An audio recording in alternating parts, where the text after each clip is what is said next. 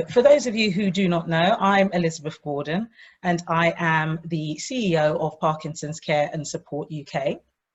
I have had the privilege of heading up this forward-thinking, wonderful and impactful organisation for the past 14 months or so. And some of you may or may not be aware that Parkinson's Care and Support UK focus only on natural treatments and alternative therapies to tackling Parkinson's disease. We have a great emphasis on exercise, diet, nutrition, and non-pharmaceutical research. And PCS UK are working hard to prevent, slow down, reverse, and even cure Parkinson's. It is common knowledge through various research that Parkinson's can indeed start as a result of environmental and lifestyle factors, such as the consumption or exposure to certain pesticides, the use of drugs, chemicals, industrial chemicals, and through the gut, which most current research is showing. The treatment of Parkinson's so far via medications today, they only exist to suppress symptoms, and there are no actual medications that can actually slow down the progression of Parkinson's disease. With that in mind, it is inevitable that we have to think beyond medications that simply mask symptoms. And in fact, I would like to take that statement a little bit further by saying that we cannot truly end Parkinson's without a holistic and multifaceted approach. And this is because even if we successfully treated everybody with Parkinson's today, it would not stop new cases from emerging.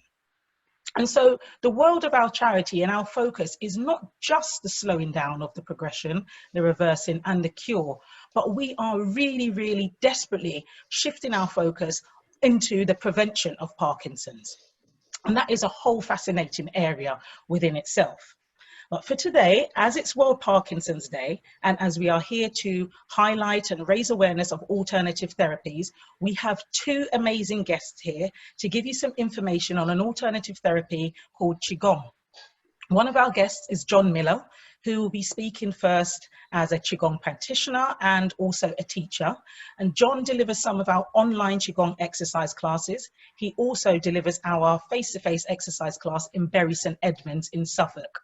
Our second guest is Simon Clarke, who has been living with Parkinson's for several years now and who has been using Qigong as an alternative therapy to help him with his motor and non-motor symptoms.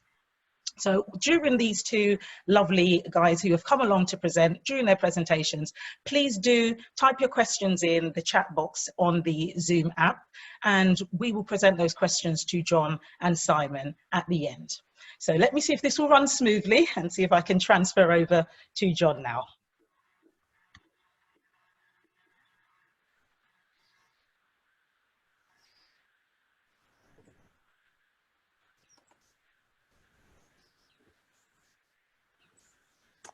Thank you, Elizabeth. I think that's worked quite well. Can everybody just give me a thumbs up if they can hear me and they can see me? Brilliant. Thank you very much. Okay, so quick question before we start. Who here has come across Qigong? Just a quick show of hands. Okay.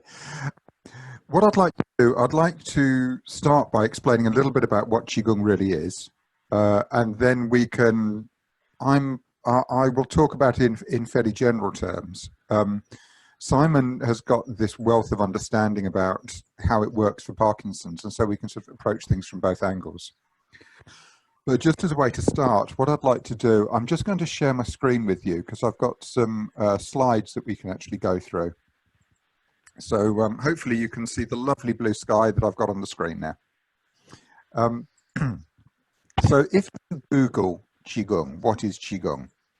What you're likely to come up with is something like this: a Chinese system of physical exercise and breathing control related to Tai Chi. I really dislike this definition. I have to say it. I think that what this does is it gives you a definition that would be helpful if you were walking through a park in China and you were going, what are they doing over there? But it doesn't actually say, why are they doing it? I think when we look at Qigong, it's more useful to say, why are we doing it? Or why would you want to do it? Than what does it look like? So from that point of view, I prefer to present Qigong as being a way of uniting body and mind in achieving results. So it's about getting the body and mind working together in order to achieve an outcome of sorts. And in broad terms, we can split this into 4 areas. So the first place that we tend to go to is the wushu practice, so the martial practice.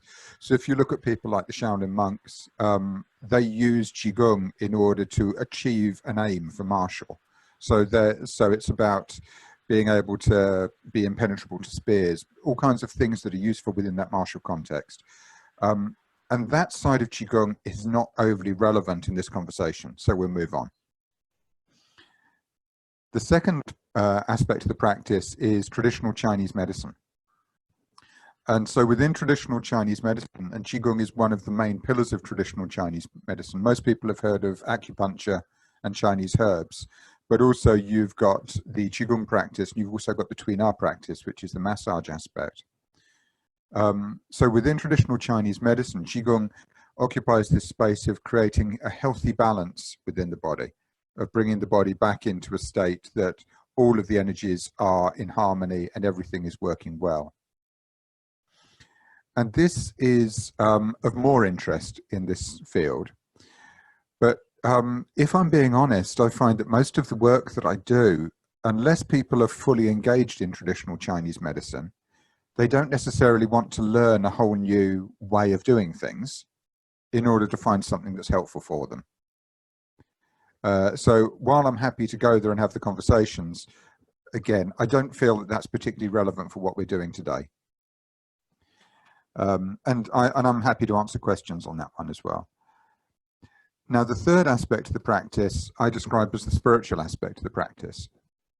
So again, if we're looking at what results we're trying to achieve with the spiritual practice, if you look at Buddhism, you talk about enlightenment. If you look at Taoism, you talk about the search for immortality.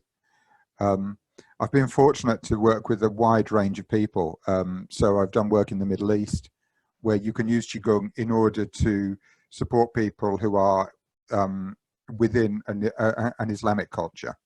Qigong is capable of going across all kinds of belief systems, because what it does is it creates the space for self-development. It creates the space for awareness. And then the fourth aspect, which is the one I really want to look at today, is the integrative aspect. Now, I've put a question mark after this because I sort of don't want to copyright it. I don't want to do anything more than suggest that it's possible to use Qigong for a whole load of other things that we hadn't really thought about. So for today, what we're talking about is how is it relevant for people who've got a Parkinson's diagnosis? What can we use Qigong for that will be directly helpful for people with that diagnosis? That isn't about getting deeply involved in traditional Chinese medicine. It's not about going into spiritual practices. It's just clean, practical ways that we can use Qigong. So let me stop screen sharing, and yeah. So hopefully you can see me. Hopefully I'm back again.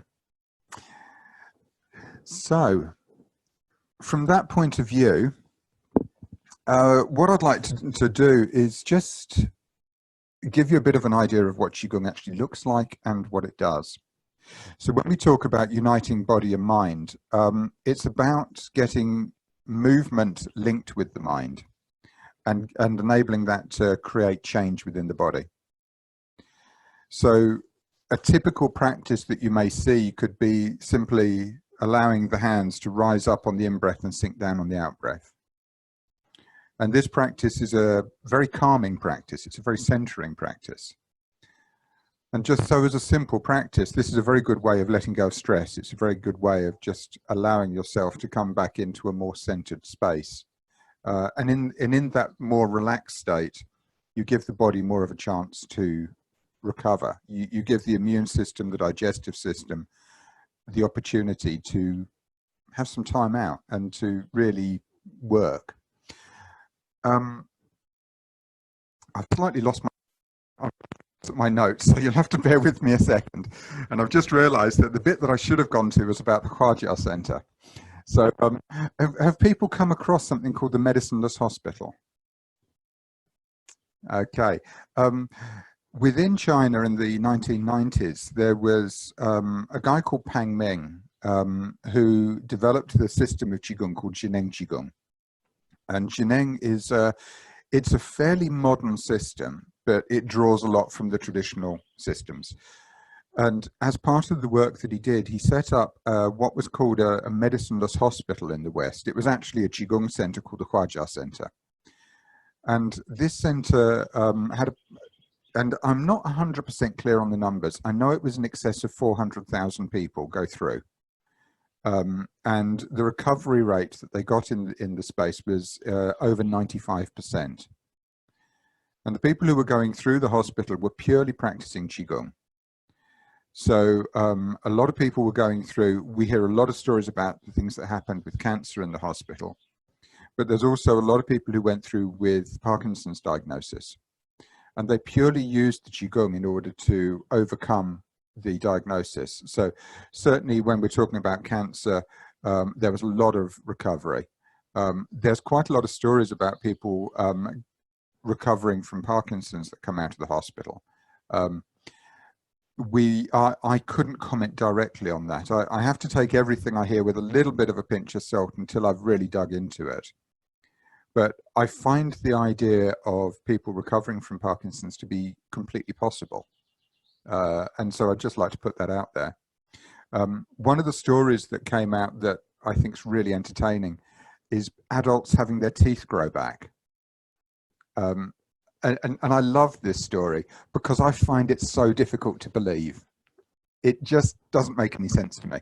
And I've been fortunate enough to spend time with about 15 people who spent 2 years at the Huajia Center.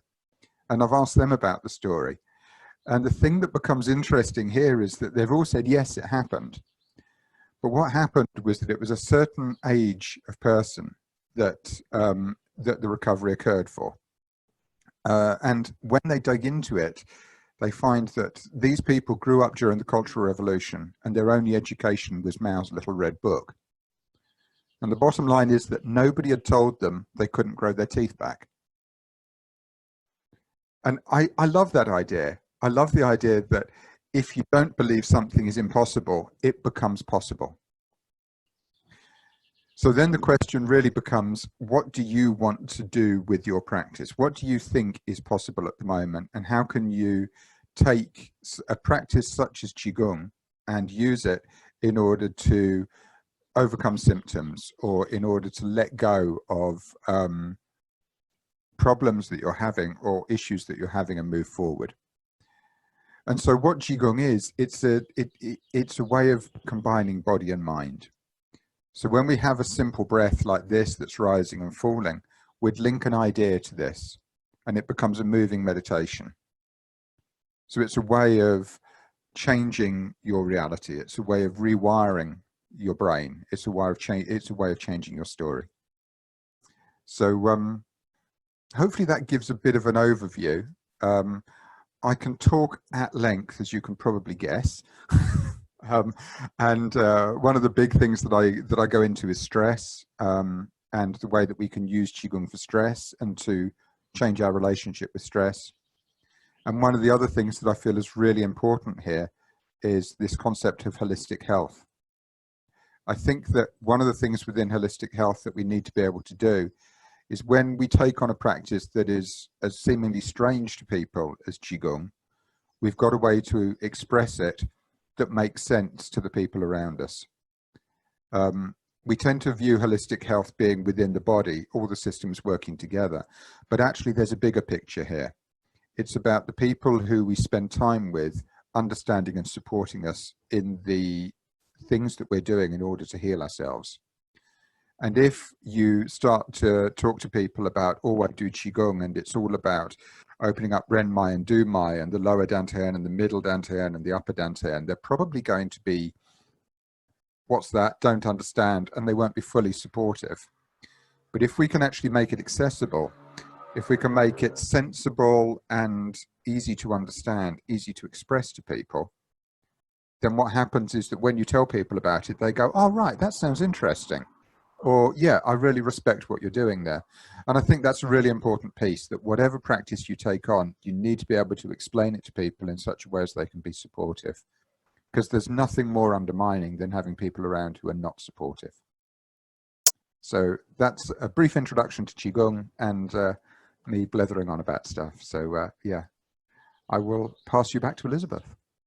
Thank you very much, John. That was very, very informative. I know you've had a very limited period of time, and it would be totally unrealistic for us to expect everybody to understand the realms of Qigong in sort of 15 minutes. But we do encourage people to please look at the website. We have some information on Qigong on our website. Do get in touch with us, do get in touch with John.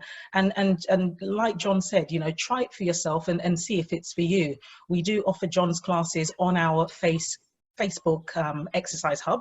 So if you like our page already, you'll have access to the exercise hub and you can see John's classes there. If you are lucky enough to be in the Bury St Edmunds area, once we are off lockdown, which hopefully will be in the near future, you'll be able to visit John's classes and have that one-to-one with him at the classes. I really, really like the idea of you bringing in the element of hope with Parkinson's, because that is exactly what we need to hear, and I believe that's exactly what people with Parkinson's do need to hear. And it's about being hopeful, it's about trying new things and being open to new possibilities, because some people look at Parkinson's and they hear incurable, you know, never going to get better, and automatically that has a massive impact on one's mind. And once it has a massive impact on one's mental well-being, it then transpires and affects the body. It manifests in the body, and it makes people actually more sick. And so we do like the idea of being in tune, having positivity, trying new things, and realizing that the mind and the body is so interconnected. I mean, without me, I've got a habit of talking too much at times, but you know, it goes back to that whole idea of the brain gut, you know, and that connection, and people now finally understanding that, you know, the gut does actually have a massive impact on your brain and its ability to you know, transmit messages and so forth. So it's great that you've actually put that out there, and I thank you very much for that, John. And I'll see if I can smoothly pass us over to Simon, who will deliver the second half from a different perspective, because Simon obviously has Parkinson's and he has used Qigong for different purposes to John, and that's in a therapeutic way. And so we'd like to hear a bit more about how it's actually benefited Simon over the years. So let me see if I can welcome Simon in successfully. Hi, Simon. Hi, Elizabeth. Hello, welcome. Good. Can you see me okay and hear me okay? I can. Okay, great. Thanks for that great introduction from John and also from yourself, Elizabeth. I think some of the things I say, I may already be repeating what John's already said, but it's from my perspective and it's from my experience. I'm 55 years old and was diagnosed with idiopathic Parkinson's disease 7 years ago. Idiopathic meaning no known cause. For several years before that, I'd been feeling something was not right, and I now know these were the early symptoms of Parkinson's. More about this later. After several tests, I got the news that I had an incurable, progressive and degenerative illness. 3 magic words which carried a terrible weight. The neurologist said that the good news was I would not die from it, but with it. After leaving the neurologist's office, I went to the pub to celebrate this good news with a drink. And over the coming months, I continued to work full-time and was in a state of denial.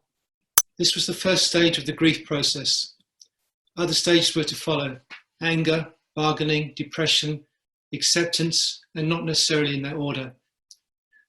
In the years following diagnosis, I had these stronger and stronger feelings that I needed to and could take responsibility for my own well-being. I needed to be in the driving seat and not just a passenger on my healing journey. I needed to find something that could help me slow the progression and help me to live as well as I could with the illness. Searching for the internet for alternative therapies for PD, Parkinson's disease, I found Qigong. I've been practicing this for 5 years with great benefit. Qigong, as John said, comes from the Chinese, and it comes from 2 words: Qi meaning energy, and Gong meaning work or cultivation. So Qigong literally means energy, work or cultivation. And this Qigong works on the principle of universal energy flowing everywhere and through everything. We connect to this energy field through a system of energy meridians that flow through the body.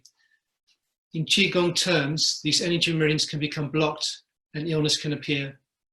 And these systems of energy meridians are also used for acupuncture, Reiki, Shiatsu, and yoga. Qigong has a long history in China and is the basis for all martial arts systems. I practice a form called Qigong Qigong, which is something that I've been studying with John and his partner, Jeremy. And Qigong means wisdom, healing, energy, work, cultivation. And this is a simplified form, free-flowing and effective and open to all. It can be done standing or seated depending on ability. It's a lot simpler, I find, than Tai Chi. Tai Chi has a lot of different movements and a lot of forms which go through, and it's quite difficult to remember all of those forms. Whereas the Qigong is very simple, and there's a very limited amount of forms, but by going deeper into these very simple, limited forms, the body can open and expand and connect quite well, and it's very effective. There's also an increasing network of teachers in the UK can be found on the internet. Qigong practice takes the form, excuse me a minute. Qigong practice takes the form of gentle moving meditation, incorporating breathing and visualization to relax and connect to the body, and to restore the free flow of energy through these meridians. From meeting other people with Parkinson's, a common factor is a stressed condition of the body. This is often referred to as a fight or flight response to real or imagined danger. When the body is stuck in this response, there is an overproduction of adrenaline and cortisol and a suppression of non-essential functions and or emotions. It's very useful when trying to escape a saber-toothed tiger, but not very useful in Sainsbury's on a Saturday morning. In scientific terms, this fight or flight response suppresses the rest and recovery period necessary for healing. By practicing Qigong, the body and mind can start to relax, leave the stress state, and the rest and recovery period can be initiated. It is during this rest and recovery period where hope, joy, and connection can be found. But back to the start, a bit of history. Prior to going to see the neurologist, I'd had several years of right shoulder problems, which would flare up intermittently. Looking back, I can see that this was made worse by stress. I looked for treatment from chiropractors, osteopaths, shiatsu, physical therapists. These all helped, but not for very long. They did not last. And so finally I went to see a shoulder specialist after a couple of years of increasing restriction of movement of the right shoulder and arm. So much so that I'd switched my computer mouse from my right hand to my left hand and had to hold a pen with two hands to write. So I had all kinds of limited movement on my right side. My writing became smaller, etc. So a lot of you will recognize that. I was also noting some asymmetry in my walking gait, with a slight drag of my right foot and a lack of arm swing. But still I kept on working. I knew something was wrong, but kept working while searching the internet for corresponding symptoms. Ironically, I did get a match for Parkinson's, but swiftly discounted this due to my age. I was under 50 years of age. Lucky me. Back to the shoulder specialist. I had several visits to the specialist who managed to treat the worst symptoms of the frozen shoulder, pain and lack of movement. However, in my final visit, he noticed the cogwheel rigidity in my right shoulder and suggested I go to see a neurologist. The cogwheel rigidity being the jerky movement of the arm and shoulder socket when moved, like this.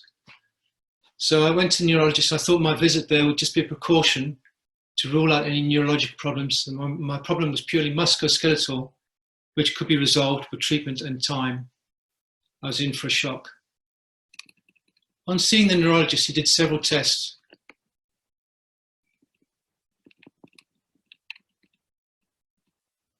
He made me walk down the corridor to assess my gait, made me write something, draw circles with my fingers in the air, open and close both hands, touch fingers and thumbs, and he took a medical history. And he then suggested a battery of blood tests and a CAT scan. When blood tests and CAT scan came back results, he raised the possibility of Parkinson's. He had said that none of the tests were inconclusive on their own, but added together, in his experience, Parkinson's was his diagnosis. I asked if there's anything more that could be done to really prove it, if it was just, if there's no conclusive test. And he said that there was one more test, and I could have a DAT scan, which would, in his opinion, be conclusive. At the time, I was fortunate to have a good company medical insurance to pay for all this, and I duly went for the DAT scan, and it came back PD positive. The advice from the neurologist was to stay positive, keep active, and keep stress levels down. I was not given any advice on alternative therapies other than coenzyme Q10, which is a food supplement, which he had heard anecdotally that it did help. I tried this with limited results. When I went to see my GP, I was referred to Parkinson's nurse, but never took up the offer. I was still in denial, refusing to believe I was ill, and I was reluctant to join any support groups, as some of the online groups I found appeared to reinforce this attitude of illness. Many people were sort of in competition to prove how ill they were, or indeed, if they found that somebody was less ill than them, they would expect them to become more ill. I needed something more positive, because that's my nature, really. I continued working and started Parkinson's disease medications about 6 months after diagnosis, and continued with the various physical therapies when I was able, the physio, the osteo, the chiro, the shiatsu, etc. As a general note, I'm still on PD meds, still on PD medication, but I believe that the Qigong has helped me to limit the dosage of them and extended the effective life of them. I must admit, I probably could have got more help if I'd asked for it, but given my self-sufficient nature, I thought I knew best. So I researched Parkinson's extensively on the internet. I continued to stay active and positive, but my stress levels were still high. I tried neurophysiotherapy, Nordic walking with poles, fast walking with rhythmic music in my headphones, yoga, and these all helped, but there were also very forceful exercises and were stressing my body more. I felt I needed to calm my body and not stress it further. I needed to exit the stress response and enter rest and recovery. I continued to search and I came across Qigong. And fortunately, there was a teacher in my hometown who is Jeremy, John's teaching partner. The first class I attended was like a homecoming. I felt a calmness and balance returning after a long absence. By this time, I was working part-time with more time to devote to practice and researching to taking responsibility for my own health. Before starting Qigong, I had become increasingly disconnected, withdrawn, and afraid. I'd lost a sense of who I thought I was and my place in the world. My self-confidence had plummeted. My journey with Qigong has been challenging at times, but bit by bit, my life situation has improved. My Qigong teachers in the UK run workshops and retreats throughout the year, and I duly signed up to these to deepen my practice. On my first retreat with a Chinese teacher in the UK, I had a remarkable healing experience where my frozen shoulder repaired itself. Whilst in a standing posture common to my many martial arts, feet apart, body upright, arms holding out in front of body, I felt an increasing discomfort in my right shoulder and arm, and I had a deep feeling that I was in a safe space, and if I trusted the process, I would be okay. I carried on and relaxed through this discomfort, and all of a sudden I felt my right shoulder blade pop into position, an intense feeling of energy, heat, flowing through the muscle tendons and ligaments of my right shoulder, back and arm. It was quite an intense feeling and quite remarkable, really, that all of a sudden my shoulders went from this position, my arm being clasped into my side like that, my shoulders came straight, the shoulder blade popped out, and I could feel the flow coming through in symmetry come back into my body. And after I finished the practice, I looked into the mirror and I could see that I had, they'd both come to line, and my arm had moved aside. So it wasn't something that I imagined, it really had happened physically when I looked inside the mirror. This was proof to me that Qigong practice worked and could improve my life function. I was skeptical at times, being of an engineering background. I felt that, something might work, but I needed proof for it. And I got proof. And so I carried on. In the following years, I went deeper and deeper into the practice, going beyond the physical and uniting the body and mind. As this body-mind connection developed and grew stronger, I was able to start the reconnection to the spirit. I've since been to several retreats with Chinese teachers in the UK, and have been to China for 2 one-month-long trips for further study. Each of these have been transformative. So where am I now with this? Well, 3 words come to mind: accept, surrender, and trust. This does not mean giving up or giving in. By accepting the situation as is now, I can live as well as I can in the present moment. If I surrender, I can stop consuming energy worrying about what may or may not happen and focus on positive healing information only. And if I trust, my body-mind is infinitely wise and knows what it needs to heal. So I have had some improvements of symptoms of life. On the physical level, I've had a relaxation of muscles in my back, reduction of pain in the muscles of the back, realignment of shoulders, I said, with an increased arm swing. My body alignment is much better, improved walking. I have better improved breathing techniques. So I now breathe from my lower bedding more rather than from the top of my chest. And this also relaxes the body. My digestion is better. My eyes are less dry. My sense of smell is slightly better. I've got more of a facial expression. As many of you know, for Parkinson's, you can get a very blank face, and the facial expressions come back. And I smile more often. My sleep is better. I have more energy. My medications are more effective, and I'm on a lower dose, I believe, than I would be if I hadn't have started doing Qigong. On a mind level, I think I'm more calm, centered, peaceful, balanced, accepting, happier, and hopeful. And I also believe I'm less judgmental, prone to anger, anxiety, or fear. I'm on a healing journey. This may or may not mean full recovery. However, I know that recovery is not to return to the same person I was before I became ill. I'm presently doing Qigong teacher training and hold an online Zoom class for some of my friends who I've met doing Qigong who have Parkinson's. 5 years, I would never have considered this. I'd had the energy or ability to do this. So why not give it a try? Thank you very much, and back to Elizabeth. Thank you so much for that, Simon. That was absolutely amazing and a great insight in terms of not just what Qigong is, but what it's meant for you and how it's actually changed your life. I find it incredible, the amount of symptoms that you have listed in terms of what you have been facing with your Parkinson's and how Qigong has helped those individual symptoms. It's almost beyond belief, but it's something that's happening today, and not just for you, but I suspect so many other people out there who haven't been able to share their stories and to enlighten and educate people as to the realm of possibilities with this alternative therapy. You've mentioned stress, anxiety, sleep. These are massive factors which people do need to consider in terms of, you know, the relaxation of the body, the improving of the mind, and allowing the possibility of the body to heal and recover.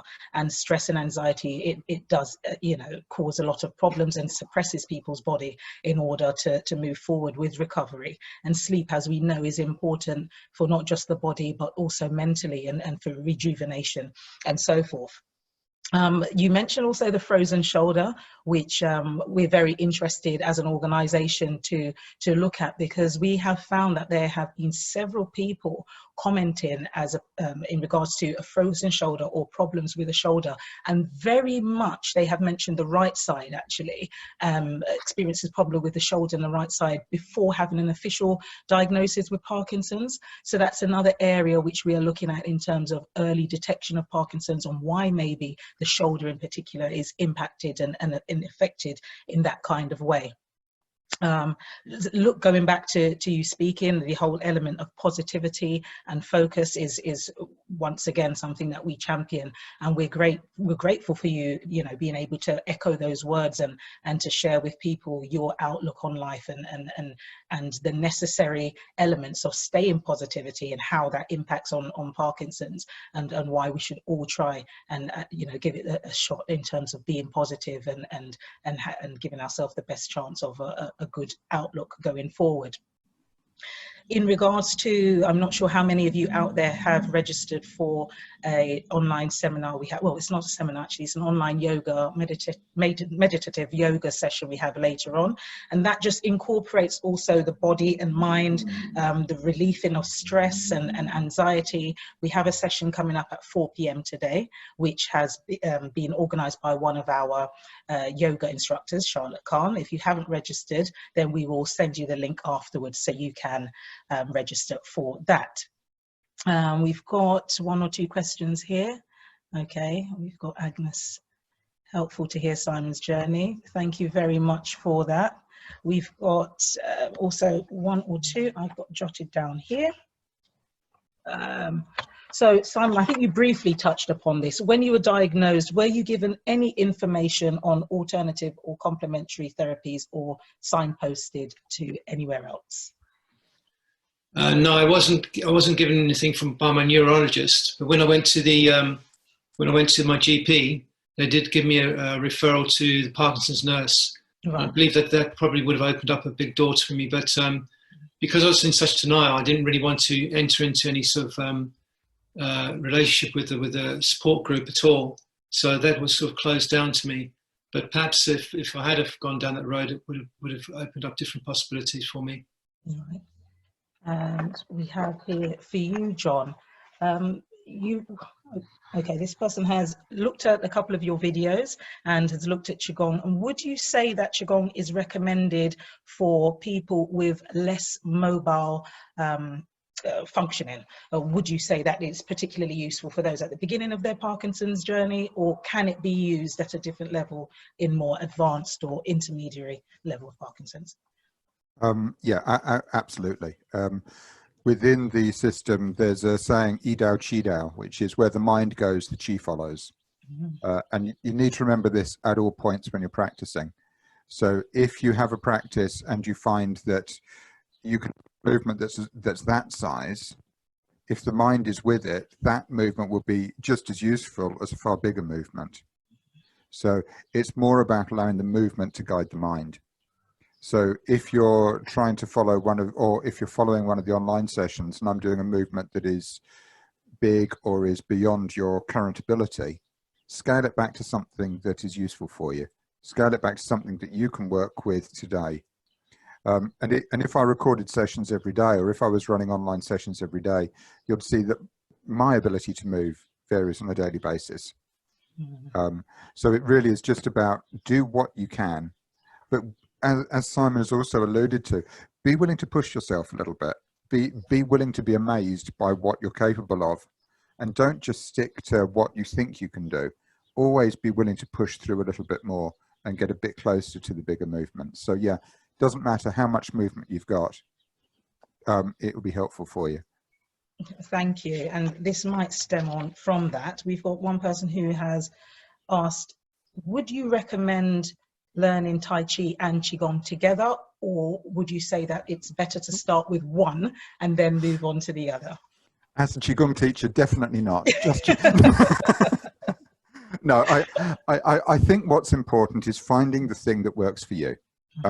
There are some great teachers of Tai Chi and of Qigong, and you've really got to find the approach or the type of interaction that you find beneficial. Right. So to me, if I look at Tai Chi, I'm interested in the advanced martial art aspect of Tai Chi. So from a personal perspective, I view everything up to that point as Qigong. So I would consider a lot more to be Qigong than most people would. Whereas if you go into a Tai Chi class and you're doing more of the health type work, they will consider that to be Tai Chi because that's where they come from. So there's a blurred line between it. But bottom line is find something that works for you. And I think it's always better, also something that Simon alluded to, it's always better to find something really simple. Yes. To me, it's better to spend time in something simple like this rising and falling. Spend 5 minutes doing this. Don't spend 1 minute doing this and then going, oh, what comes next? Oh, this goes next. Because that's not Qigong, that's choreography. Find something that you can really immerse yourself in, and that will create the most benefit. I really like that. That's not Qigong, that's choreography. That's really nice. As for you, Simon, we have one more question in regards to your symptoms, and when did you find that they started to improve? How soon after starting Qigong did you find that they started to improve? And was it more your non-motor symptoms first that started to improve, followed by your motor symptoms, or did you just find that both worked hand in hand? I think within 5 minutes they started improving, really. It was almost instant, but it was very small, very subtle, and just incrementally they improved over time. And I can't really say what came first because they came together. and they kind of, one became more strong, and then most symptoms become one, then the mental symptoms be the other, and then sort of like go up and down like that. But in one of my earliest Chinese teachers, they said, always think about your illness or your path to recovery as being like a wave going up and down. And the nature of it is you have an up, you have a down. It's like it's just the other side of the coin. But if you can imagine that you go up and down, but generally you're going up and down, and you're rising up towards the top, you're always improving, that's it. But don't get disheartened on the downside, and don't get too stuck on the high side either, because they're naturally happening to each other.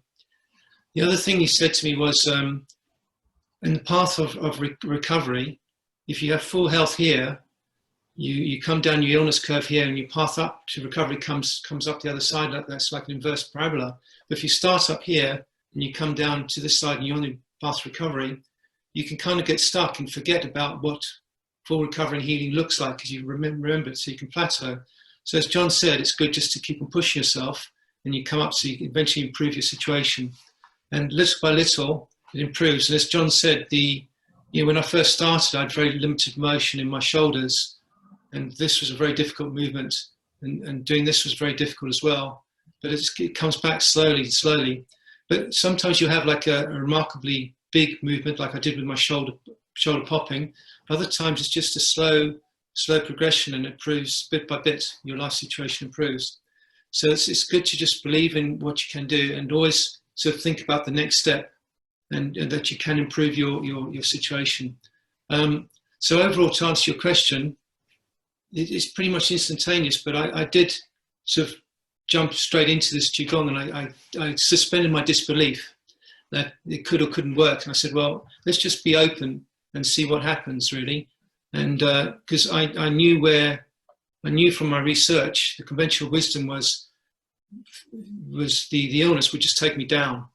If I continued doing nothing, it would take me down. I had a great fear of doing that. So that's what gave me a push to try and do Qigong as much as possible, and motivate me to do it every day. And that's also given me the strength to carry on. And with time, that's made me more settled, and I can accept where I am right now, and live in a much calmer state, and not worry too much about the future, because we have this moment now, and I can deal with what I can do now, but the future will happen in the present moment anyway. So it's just a question of coming back to myself. And I found this practice very, very useful for, as John's saying, just grounding me and bringing me back to my center. So I hope this answers your question, Elizabeth. That's fabulous. That's great. And there is, I would probably say, one out of all the disaster which is happening right now in terms of the pandemic, we have got, most of us, a lot more time at home in which we can take this time to invest in ourselves, to try new things, and to try and see what works for us. And I think a condition such as Parkinson's, it's so individual. It's easy for somebody to stand and say, well, this one discipline is great for all, or this one shoe will solve everything. It just does not always work like that with Parkinson's. It's an individual condition. From day to day as an individual, your symptoms, your feeling and so forth, it changes, and it does, as you say, rise and fall, and has the peaks and troughs. So I think it's great if somebody can really take something like Qigong to use as a therapy, and to help them, to guide them through the ups and downs, but generally over time helps them to improve their mental and their physical well-being, which is what we're all about. I know that, John, you've got to shoot off pretty soon because you've got another seminar to do. You're in so much demand. Once again, I'd like to thank you both so much for coming and delivering this first seminar of ours on World Parkinson's Day. It's been extremely informative, and we are very, very much grateful for that. And we hope to deliver to our participants a lot more online seminars with far more information, not just the exercise classes which we've been doing, but the information and the testimonies along with it as well, so you can understand them a bit more. So enjoy the sunshine in your gardens if you have one. Thank you very much for being with us today, and take care. Thank you, Elizabeth. Thank you. Thanks, John. Cheers, Simon.